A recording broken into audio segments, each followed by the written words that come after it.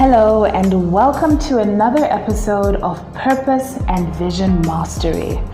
Today we're going to be talking about how to survive the day job that you hate while you are planning your exit.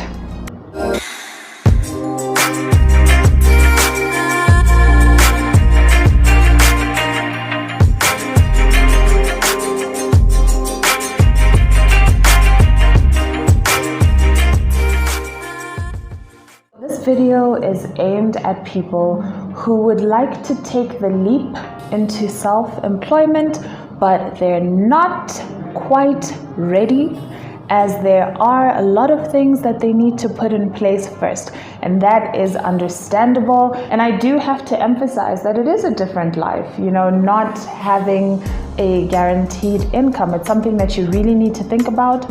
I always encourage people to make the shift slowly, start making time in their lives and schedules for the side hustle, learn, take their time, use their salaries to finance their ventures, and leave when they know that they can survive on their own.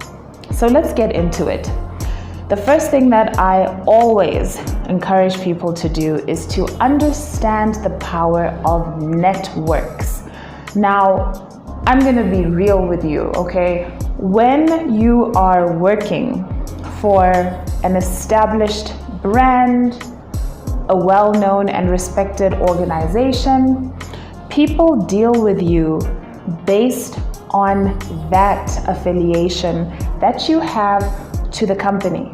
A lot of times we expect that people will remain as helpful and loyal to us when we go on our own as they were when we were working for a company. Remember, when you are working for a company, you're a representative of that company, and so you have a lot of perks, such as access to networks and resources based on your affiliation to the company. Please do not expect that as soon as you leave, you are taking all your networks with you. You may take some, but it really depends on what the benefits are to those networks of remaining connected to you. So first of all, you want to now start developing networks that you think will be mutually beneficial.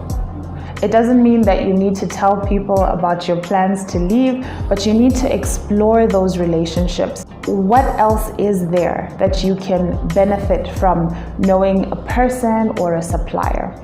And then you need to understand who is in your network and whose network you are in, because there's a tendency to think that just because you know somebody and you're always available to them, they consider you the same way. You'd be surprised how many people don't think about you that often and wouldn't readily lend a helping hand to you. So are you really in people's networks? Would they show up for you when you need them? The other thing that you need to do is perfect your system. And I've discussed this in other videos, and this is basically your unique way of looking at the world, your thought processes, your thinking patterns, your unique way of innovating, your problem-solving skills. What is it that has made you unique all these years? What is it that you're so good at that you could take into another environment, such as your own business? The third thing that you can do is develop a consultant's mindset. Now, you may have worked with consultants in the past, and they're very unique, because they're sort of part of the team, but not really, they're sort of here, but not really here. They're kind of invested, but also distant. And what is unique about consultants is they know that they don't fully belong to the team. They're not expected to get involved in office politics and dramas. They are charging high fees for high performance. The organization is their client. They're here to deliver. They are detached enough to observe the operations of the company. That is the mindset that you also need to develop. Detach yourself from the things that are pulling you down and taking your focus away from the bigger picture. Consultants look at the bigger picture and their role in the bigger picture, and they are here to deliver. So it will serve you well to develop a consultant's mindset. The next thing that you want to do is to really study the company outside your role. So back to the consultant's mindset, now we're looking at developing an aerial view, because a business doesn't just run on what you like to do. You're going to have to understand the entire business. And it's a good idea to start understanding the business that you work for, the company, the organization that you work for now. How does it operate as a whole? Do you understand the system? From the people who are customer facing to the people right at the top, how does it operate? Do you understand the logistics, the operations, the marketing, the human resources? Do you understand how it operates? Because this will give you a very realistic idea of what it takes to run a business. A lot of times we fall into the trap of romanticizing business. I'm just going to do what I want to do, and I report to myself, and I'm not going to make the mistakes that my boss made. I'm going to do things differently. And you don't have sufficient background. You don't understand how a company operates. You may only know how your department operates, but not the entire structure, not the entire lifeblood, not everything that the management or leadership of the company has to contend with. So when you are just observing and learning, especially if you don't have a lot of responsibility, you are able to observe how everybody is doing their work. You observe the silos and how they operate. You see how the company's strategy is being compromised by people who are operating in a way that cannot fulfill it. You pay attention to the things that people in senior and executive management are missing, because a lot of times they are detached from what is happening on the ground. Take time to develop relationships with the people who are right at the bottom, because they know things that you don't know. The delivery guys, the receptionists, these are the people who are interacting with people on the ground. They know what may be sabotaging the business. Managers may not know this. So when you are just studying, you not only have an aerial view, you understand how it operates. You can see the strengths and the weaknesses, the opportunities and the threats. That is, the SWOT analysis that we have discussed in previous videos. You understand what this company's weakest spots are, and you also understand some of the opportunities that it's missing out on. So all of this studying will give you a realistic view of what it takes to run a business. And you ask yourself realistically, can I do this?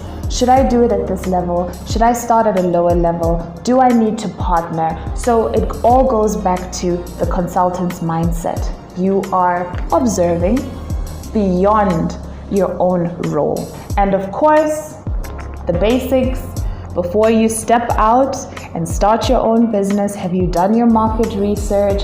Are you sure that there's market for your product or service? Do you know how you're going to survive? Do you have a business plan? Bearing in mind that a business plan is a guide, it often doesn't go the way that you've created it. Can you survive for a year with no income? And if it were longer than a year, how would you survive? Have you given yourself the necessary exposure to be able to survive on your own? At the same time, you don't want to get trapped in, what is often referred to as analysis paralysis, overthinking and never starting. all I'm saying is be realistic, and there is no better education than free education. And when you're working for a company, you are exposed to a lot of things for free, and you can avoid a lot of expensive mistakes.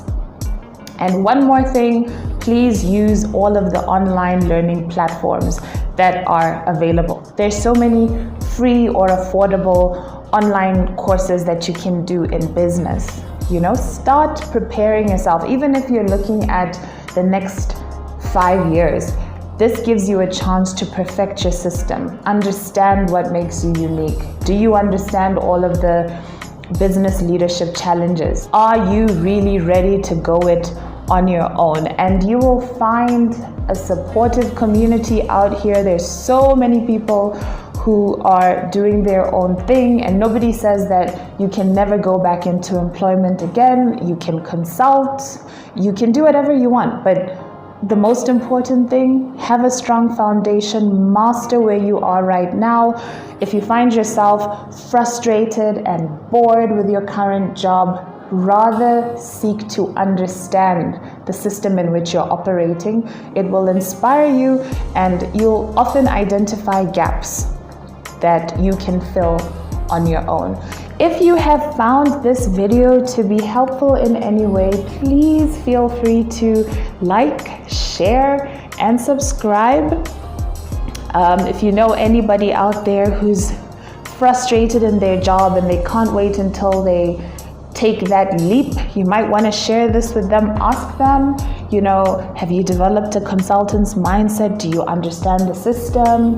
Do you know what people on the ground are dealing with? Do you know what management has no idea is happening? Do you know what's draining the company financially? Do you know who's stealing or misusing office resources? Where are the loopholes? And have you done your market research? Do you know who's in your network? Are you prepared for some people to turn their backs on you? There's so many things to consider. But if you have decided that you want to take the leap, make a decision, prepare yourself, don't get lost in too much analysis paralysis. Take action, but take calculated, cautious action, because it's really rough out here when you can't pay your bills, right? Until next time, take care, and remember, purpose transforms everything.